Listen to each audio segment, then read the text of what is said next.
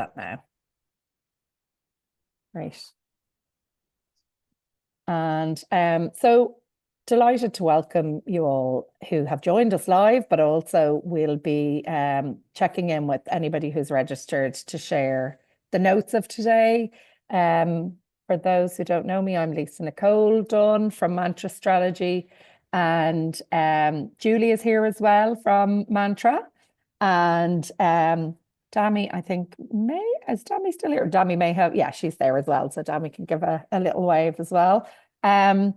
We're delighted. We always love talking about strategy, but obviously we get a lot of input from people who join us who are coming at this from all different perspectives and reasons. And today it's a very broad topic. So we're going to cover a number of things. We're going to allow some discussion points. And we're going to give you some of the top tips that we've come across from making a strategy really effective. We'll keep it as engaging as we can. And then our doors are open for any questions or thoughts afterwards around strategy and your own issues too. So first, I'm just going to share a few slides before we get going with the discussion. So hopefully that's visible to everyone now. Yeah, great. So we are going to be talking about timelines. We're really looking at, again, not just a plan, we're talking about the maximum impact that we can have. And Mantra is an impact creations consultancy. So for us, it's really all about the why you're doing it and what you're trying to achieve.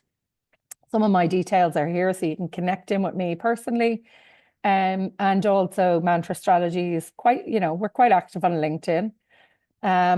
And I suppose just a little tiny bit about us is that we are all about, oh, sorry, it's gone automatic on me, which is another day, another tech drama, Julie. We're all about really working with organizations, leaders and teams to create big dreams for a better world, but also to make it happen. So I want to start off by asking, does anyone want to hazard a guess at what percentage of strategic initiatives achieve their intended outcomes or results? Feel free to join me and just guess, or else you can use the chat function. But I want to just see, what do we think? How effective is strategy? That's a very bold statement. Is this just any business strategy or people related, just to be clear? I have two specific stats to give you. One is for actual strategic initiatives, and one is about change and transformation strategies. So, and yeah, tell me what you think. So either or. Let's see what people are saying. 4%, 60%, change about 30%. Okay, interesting. You can keep kind of letting them come in. 25% from Ronan. What I can tell you is, obviously, it really does depend on the nature of it, but I have a few different stats. The first of which is Harvard Business Review, who estimate up to 70% of strategic initiatives fail to achieve their intended results. Lots of different reasons, which we'll come on to, but things like lack of alignment, leadership commitment, poor execution. On the transformation programs, roughly 2/3 fail, according to McKinsey. And another kind of important stat about why we need to set them up to succeed is that Bain and Company say that fewer than 10% of companies achieve sustained profits throughout a strategic planning process. So that's a bit worrying, because obviously we're all about strategy, impact, culture in Mantra. And we want them all to succeed. Otherwise, why go through the pain of doing big strategy development? Sorry, I'm trying to minimize my chat. So that's just to give you a little bit of context for it. We always start our strategy projects by trying to get people on the same page. So the person who comes to us will say, we need a strategy. But actually, they've to involve so many people, and they mightn't even know why are we doing it, why it matters. They mightn't all be from a business context or the same business context if they're sitting on a board, or they're involved as a funder, a stakeholder, or if they're a client. So often it's about just kind of really bringing it back to making sure they understand why you're doing it. And for us, that's about knowing where we're going, but also really helping make decisions about what you will and won't do. And the won't do is probably as important, if not more important than the what you will do, because we all know we can end up doing far too much. Mission creep or spread starts to kick in, and suddenly we're really, really busy, but are we getting further towards the intended impact? Review, etc., we will help us determine that. But a lot of the time, we don't even know. That's what we find, you know. Um, Strategy also gives really clear kind of direction around decision making. So, what do I bring up the chain? What do I communicate down the chain? Is it strategic? Is it operational? What do they need to know? It can help us determine that.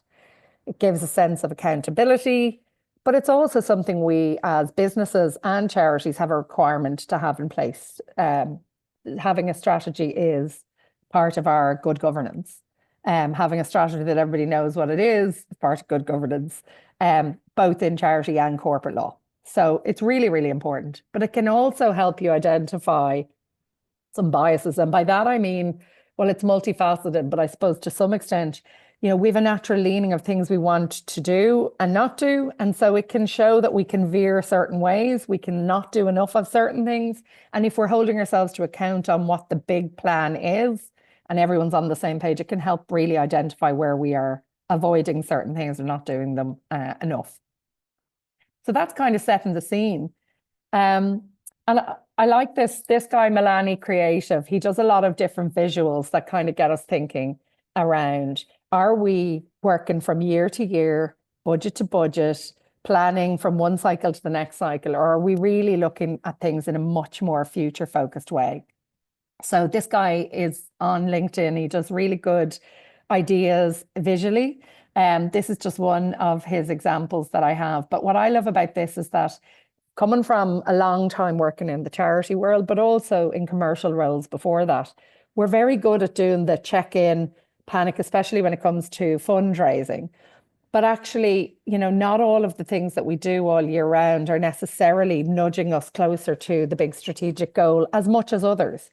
And so being able to kind of really see strategy, whether you do it over 1, 3, 5, 2 years, we'll talk about timing separately, is more about really determining, are we doing what we thought we'd do? Are we learning from everything we're trying to do? And how are we moving forward? I just want to ask people to reflect on why this topic is important to you. So specifically, I guess I'm wondering, our motivation or our place in terms of thinking of our own strategy right now. Is it that you have no strategy or it needs a bit of a evolution? You need a slightly new strategy? Is it that you're in the middle of a strategy and you need to kind of actually think about that from a kind of, is it effective? Are we doing it the right way? Are we rolling it out as impactfully as we can? Is it that the strategy is off track, or is it that you're leading a particular unit or function and you've to implement a strategy that's already defined at your own level? And so corporate, business, functional strategy, whatever that looks like, we can come at it from different reasons, different perspectives and different kind of timing. So I just want to ask, I suppose, where are people at in their own org strategy right now? Just first of all, again, very welcome to talk to me. Or you can use chat to kind of say, do you have a strategy? Are you midway? Is it in need of a bit of a revisit? Why is strategy important right now to you? I'll give people a minute to have a think about that. Is it on track?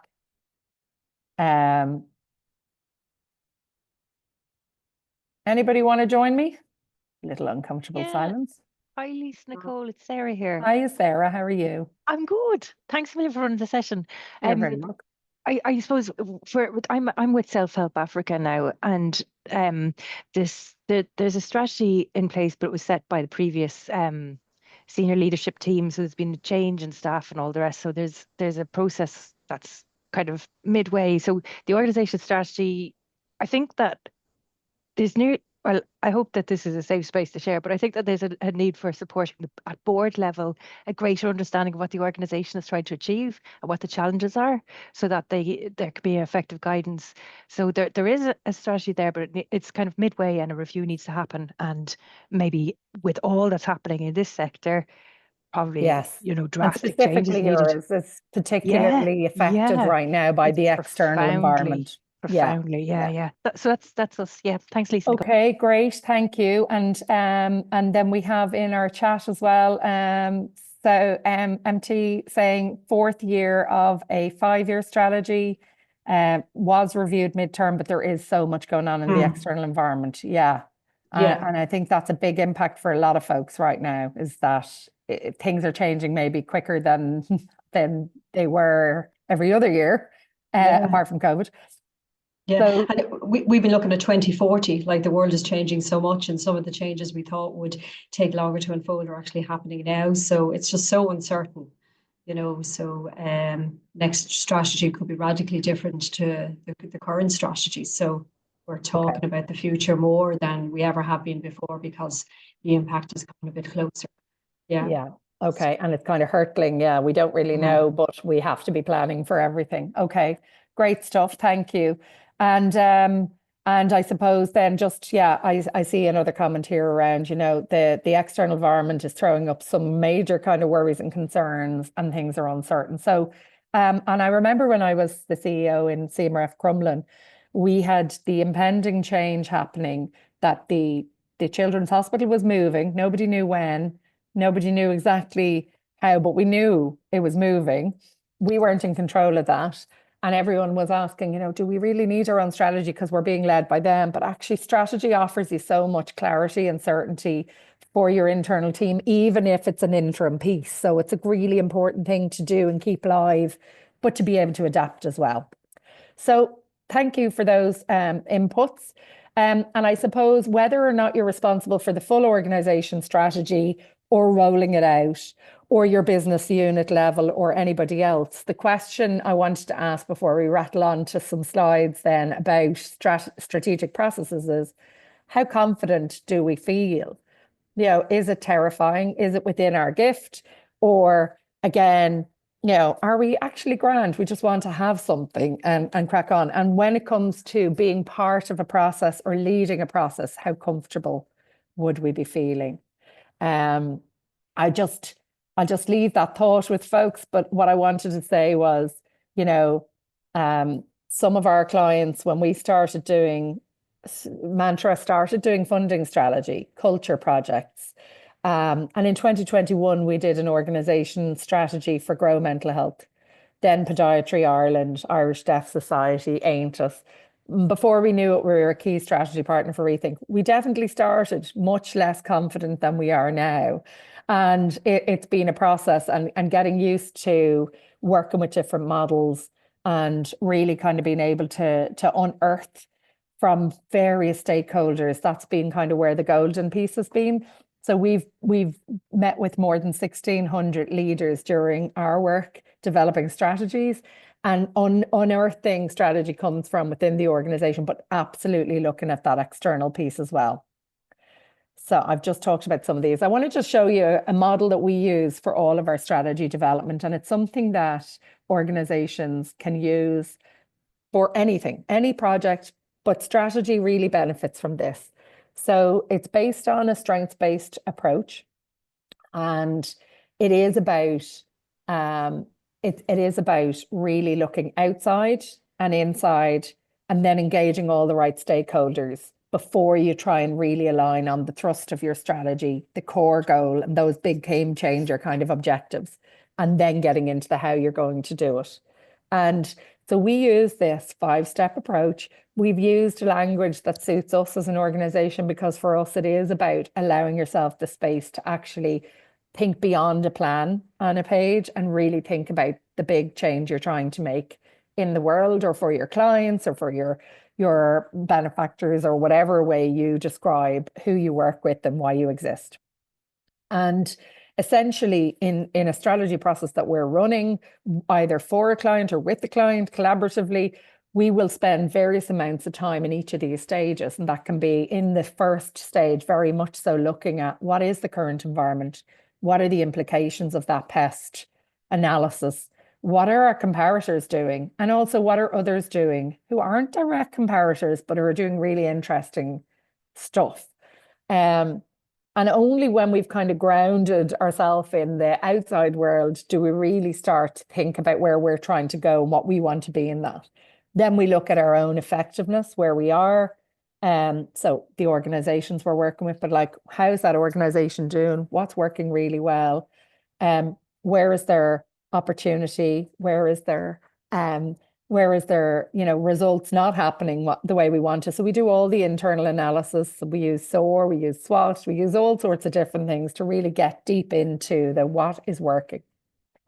And I think it's important to say that if you're in a strategy already and you're at a review point, even if it's not an official review, to review and reflect what's working where you are, what's not going to be viable because of things going on in the world around us is a really helpful tool.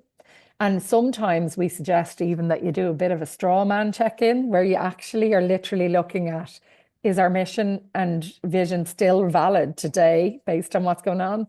But also, are our core products focus or whatever, is that all still absolutely holding true? And it mightn't mean that you're going to totally change your existing strategy, but you might need some sort of, interim operating plan that really allows a bit of core of the core strategy to have some flex. We'll come on to that a little bit. But in a strategy development process, what we would be doing in the E section is really looking at who do we need to speak to? And that can be, a huge amount of the internal teams. It can be about, partners, funders, the people you are ultimately, the people you are delivering a service or product for. Who are those stakeholders that you want to meet? And we would tend to do them in a much multifaceted way. So some of it would be one-to-one semi-structured interviews, some of it would be focus groups, some of it would be workshopping, and surveys. We do a lot of surveys. We've done surveys on so many different kind of tools to engage people in the most appropriate way for who they are and where they are. And it's so important. Often that's 40% of the whole strategy process. It's a huge part of it, because part of strategy is getting people on that same page and feeling they've been part of what is the plan and what is the strategy. So it's a really, really valuable part of the work. And we look at all the different stakeholder types. I'm skipping forward, but I'll go back. So we look at, who do we need to just kind of keep informed, send regular updates? Who do we need to really get ingrained with and understand where their head's at? And who's going to be doing it? And are they going to resist at the first hurdle if they're not really fully invested now and feel they're part of that discussion and have had their voice listened to throughout? Who's it for? Who's impacted? That's the really key piece. So you'd be amazed how many times we've done strategy where people say, we want to talk to this group, but actually we don't need to talk to them because we've spoken to them recently, or we don't want you looking at the vision and mission. Like, that's off the table, or absolutely not looking at this. And really what we say is, if you're doing strategy, to do it really, really, really well, you keep everything on the table and see what surfaces before you rule anything in or out. But we would do a lot of work in this space. And then we have a cheat sheet a little bit later where we start to put in suggestions for wherever you are in a strategy process, things you might look at, even if your strategy is in year 4, for example, as I know you've said there. What are the things you could be doing in each of these sections, even if it is already developed? In the aims and alignments, we're looking to really decide those breakthrough goals, get on the same page about what's the kind of sentiment or the pillars that we're working towards, what are the core strategic objectives. And then, and only then, we get into the how are you going to make it happen, and what are the enablers, the dependencies, the resources, the key players, the partners, etc., that are going to bring this to life. So that's kind of our model, and we'll share this with you afterwards and welcome any feedback. There are obviously a number of other models as well, and a number of other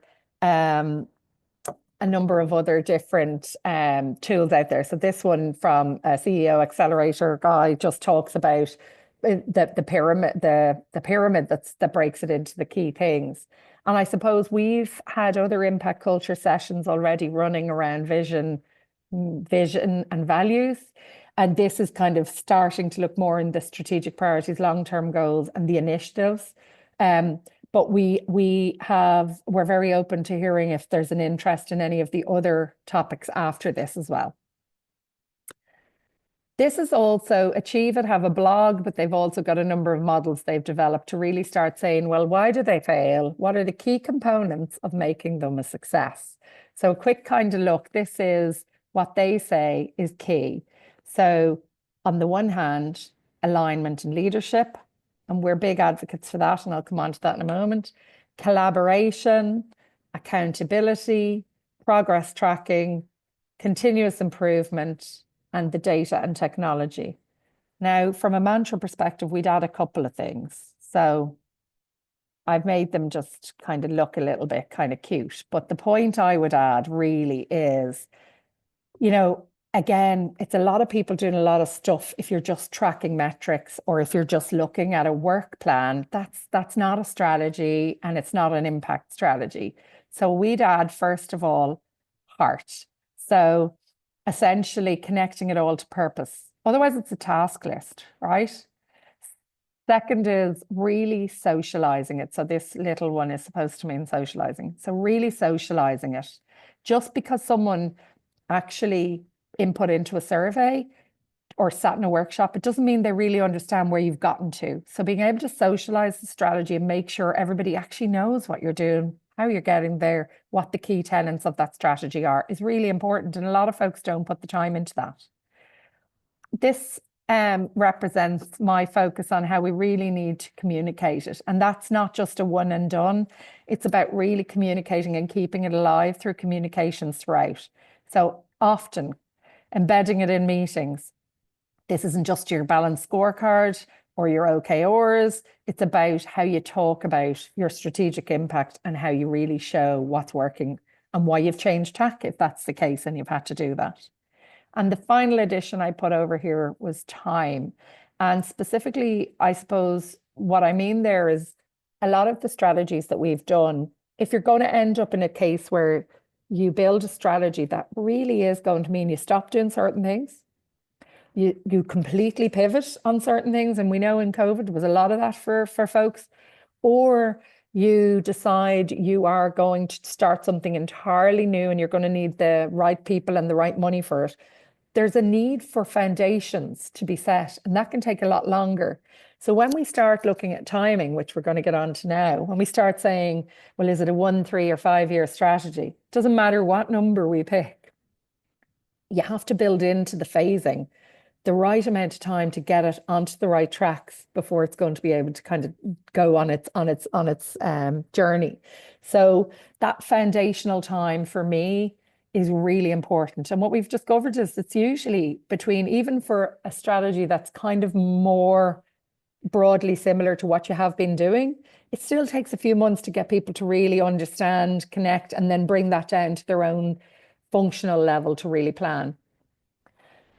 So alignment was one of the main things they mentioned. We have, in a previous session, talked about our purpose, impact, culture, alignment score. So I'm just popping it up here to say that we have a measure. If anybody would like it afterwards, we have a simple survey that asks these 5 questions. You can send it amongst your senior leadership team.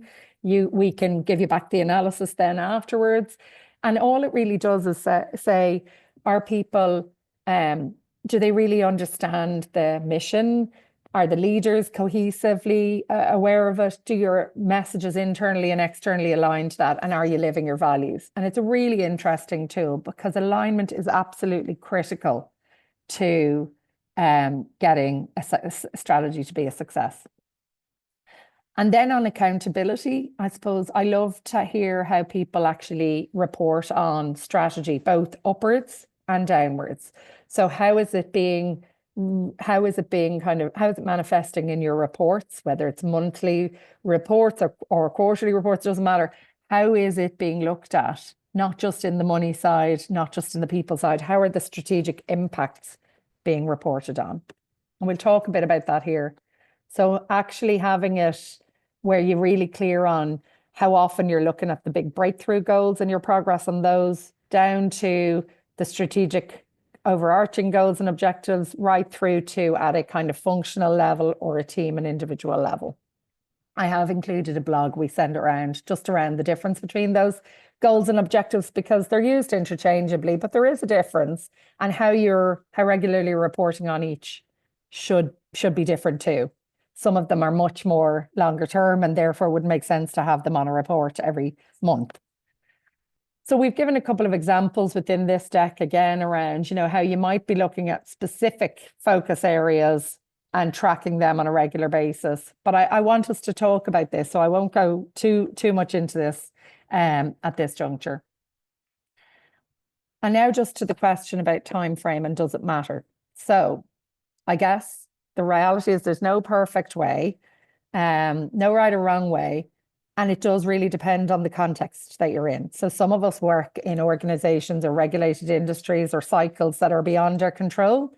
So you could have a big national strategy on something that you're all about. That is a 10-year time frame, and you're then deciding, do I finish at the end of that so that I can dovetail into it?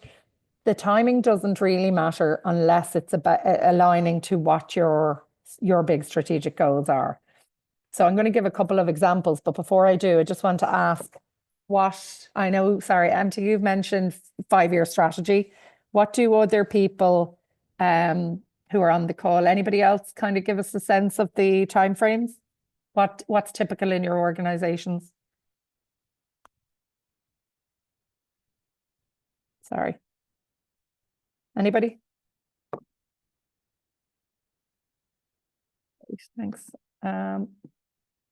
So 5 years, 5 years fairly. We actually do a lot of different ones. So in some cases, our clients come and want to do 3 years, a lot do 5. We are seeing a little bit more where organizations are working over, especially global organizations, there might be a 10-year strategic framework they're working to, but they still have a local 3 to 5 year strategy. During COVID, a lot of folks moved to a 2-year kind of shorter term thinking, but there's a huge amount of benefit in picking a longer time frame, and that's one that still can be adapted, but that looks at, if you're looking to really make the biggest impact, systemic change doesn't happen in a very short period of time. So to have those breakthrough goals that allow you to dream big enough and then be able to kind of aim for the stars is useful to have, even if it's an overarching kind of strategic framework, but then your strat plan is more short term, 3-5 years. So this is just an example of Oxfam and the benefits of obviously them having this kind of long-term commitment to do systemic change, but equally there was still a local plan that was much shorter. Charity Water they had an innovation cycle, so they went 3-year. Other organizations do hybrids. They have operating plans that are shorter and vision or strat plans that are longer. And so it's just to say there is no right or wrong, but it's keeping it alive and measuring, monitoring, and making sure that it's actually lived and done is a very different thing. And that doesn't matter then whether it's 3 or 5 years. Excuse me, sorry. I've got 5 missed calls from my son, so he's stranded somewhere. Let me just reply by text. Julie, do you want to jump in for a minute here and hold the fort for me?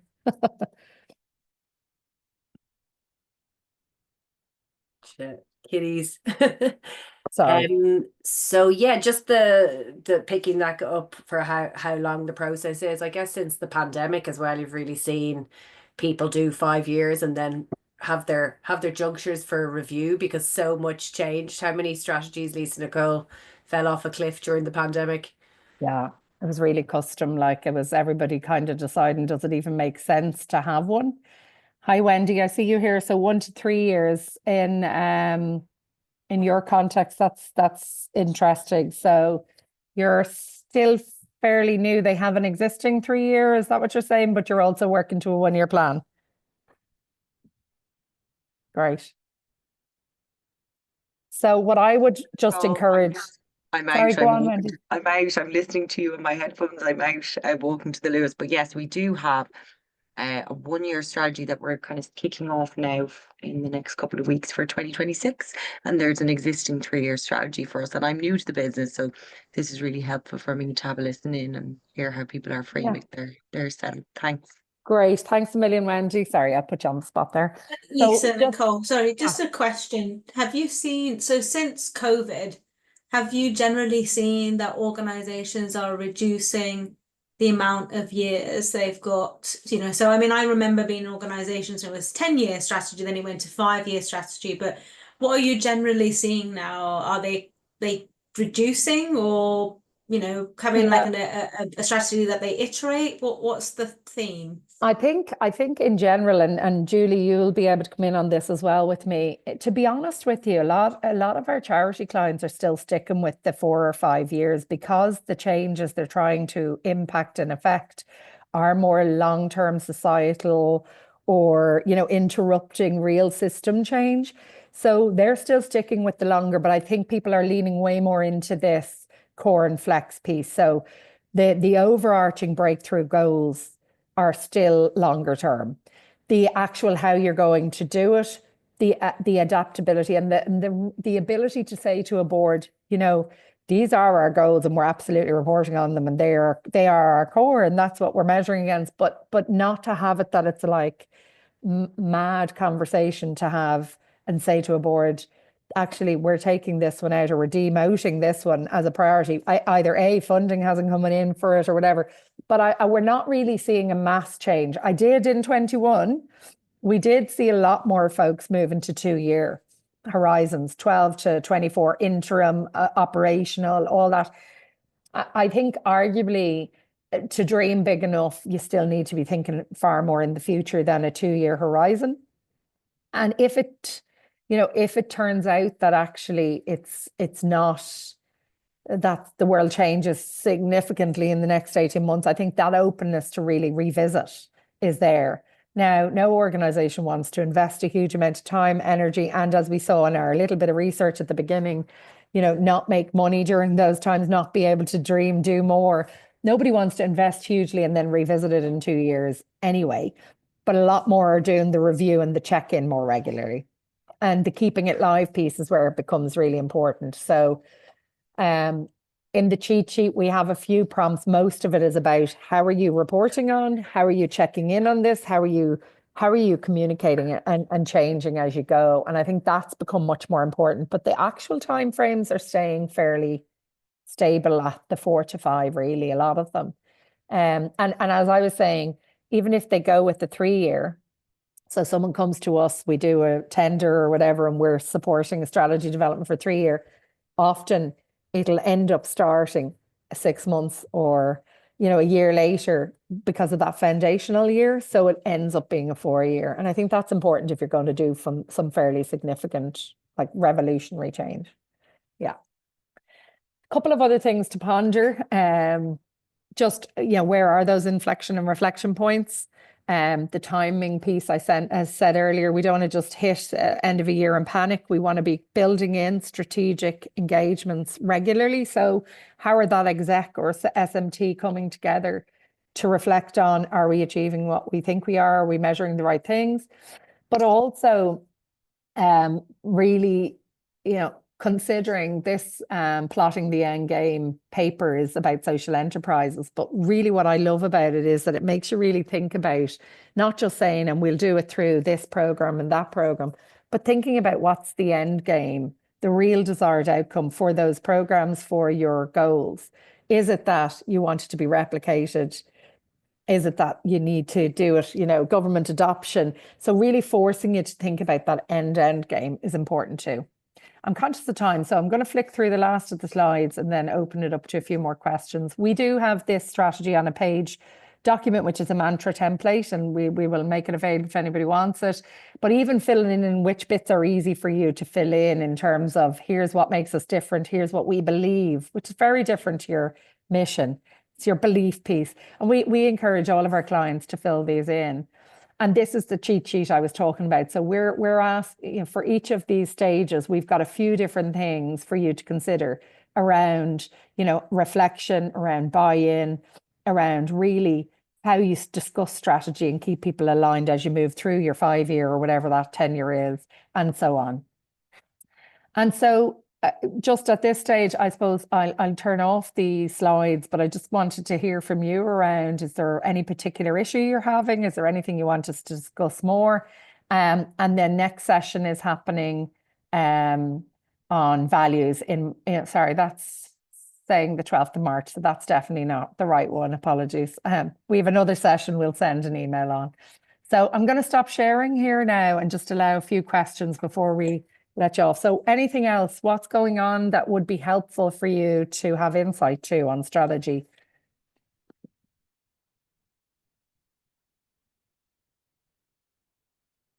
So no problem for anyone who has to go, that's absolutely fine. Just anybody else, I suppose just those that even commented earlier around where you are or that you need a review.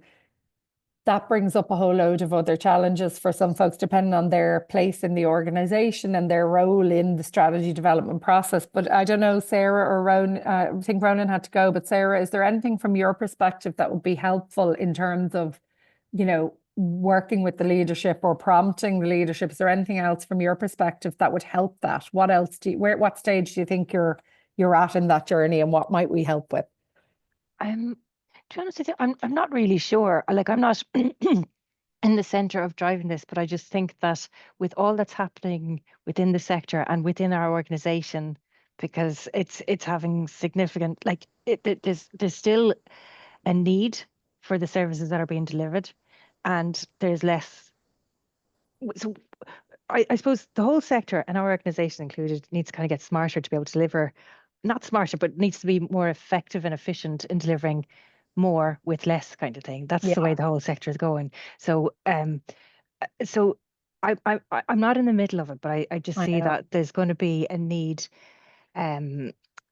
for support, because it's not going to be easy, and I think everybody's already so stretched. So it's just I suppose just I think that's really interesting. So my thoughts are, in a way, no matter where you are in the organization, like, we can all see what's happening in the external environment. And the reality is there's a whole suite of things that we all do. And we have to really challenge ourselves to think about which of these are helping us achieve our organizational end goals, like, anyway, right? So, because we have to be ahead of it at some stage, if the funding is drying up, I know I'm referring to your example, but if the funding is drying up or the sands are shifting, and you're going to have, how is each business unit boxing clever and prioritizing and reprioritizing their own impact, is something I'd start with. Because, it's about really, again, looking outside. How does this impact me? What are my goals? Which of these are going to actually drive us to the end goal the most? Now, I know you're in an interesting scenario in the NGO kind of space at the minute, but I do think, the realities of what's going to happen are evident already. That it's tight unless there's somebody who swoops in with the funding pot to fill in where things have been cut. So really examining where you are, which things are evidenced, but also really feel like they're the things that are driving your greatest impact. Where can you pause? Maybe not do, but not do now. Where can you pull back? Where can you actually have a greater impact? And what could you do totally differently? So I think where you're 4 years into a 5-year strategy and the world's so different, you're almost nearly thinking about, what's that next strategy going to look like in this different world? What external research can you dig into now to provide to your board so that they are more aware of the things you're looking at and how you're already over some of that? MT, what about for you? We're looking at, how do we become an even more flexible, adaptive organization in light of the changes in the external environment, and I suppose the pressure on funding, because the impact that we want to achieve through our members, still is extremely important and valid as such. So we're looking at, how do we become even more, flexible in the ways that we work, to respond to external shocks, and we're kind of thinking through that moment, Yeah, I guess again, you're also really impacted in the same kind of In way. the same way. Yeah, Yeah, sorry, I was just trying to remind exactly. myself, exactly where you are. So Yeah, yeah, we're obviously in it's a that similar. international development space as such. I mean, as Sarah said, the need has never been more great. You know, there is an No. urgency around it, and you know, we're all ambitious in what we want to, you know, achieve through others. You know, so So yeah. I think interrupting the process wherever you are to say, like, you know, having that kind of coming together moment. I know I always use the bunker mentality or bunker thinking in the wrong way, right? But I love that when you have a real problem to solve, it's not about hunker down and just keep doing what you're doing. It's about getting out of that and thinking, is there other things we could? Yeah. So we have the stop, start, change, grow kind of model, really looking at everything afresh and saying, is there something totally different that would be a better use right now? And COVID proved to us all that that's That we can do it. exactly the time we can do that. So I think it's getting ahead of that a little bit to say, you know what, we nearly need to just put that here, check where we are, and then say, right, are we focusing on the right things right now from our very limited resources? And it's only kind of getting tighter, you know? Yeah, absolutely. Yeah. Okay. Yeah. Well, look, we're Well, that going to was great. share Thanks some of very these. much. No problem Brilliant. at all. Yeah, We're going really to share good. some of these tools and tips and tricks, but obviously it's a very general kind of very big topic. And so we're just trying to kind of introduce some of the thinking and give people a bit of confidence around timeframes. No right or wrong way, but just making sure you're reviewing it enough and questioning your own kind of priorities a lot. Yeah, Great. yeah. Well, thanks a Great. million for joining us. Yeah, no, thanks, Lisa. Thanks, Thanks very Lila. Lovely much. to Yeah. see you again, All right. Sarah. And thanks, Lydia. Thank you very much. Bye now. See you, Thanks Sarah. a million, Bye-bye. folks. Cheers. Thanks, everyone. Lisa. I'll send you a message because we never had our one-to-one. We never did. We should do that. Absolutely. Great stuff. Thanks a Sounds All million. right, good. see you. Cheers. Thank you. Thanks, Bye. Nicole. See you Thanks, guys. Julie. Bye. Bye. Take care. Bye-bye. I'll Bye, just Sarah. stop the recording and then I'll call you.